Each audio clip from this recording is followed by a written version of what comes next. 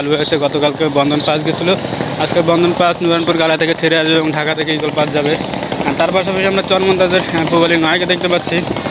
গতকালকে রেডস্থান পাস গিয়েছিল ঢাকা থেকে ছেড়ে, আজকে রেডস্থান পাস ছেড়ে আসবে এবং পূবালী নয় ঢাকা থেকে ছেড়ে যাবে 7:45।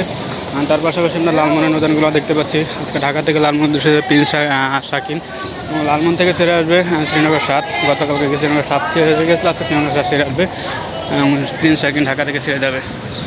তার পাশাপাশি আমরা বুড়া নদী দেখতে পাচ্ছি গাজী সালাউদ্দিন। গতকালকে মানিক এক প্রথম ট্রিপ নিয়ে বুড়া নদীর উদ্দেশ্যে ছেড়ে যায় ঢাকা থেকে, আজকে মানিক এক বুড়া নদী থেকে ছেড়ে আসবে ঢাকার উদ্দেশ্যে এবং গাজী সালাউদ্দিন ছেড়ে যাবে ঢাকা থেকে।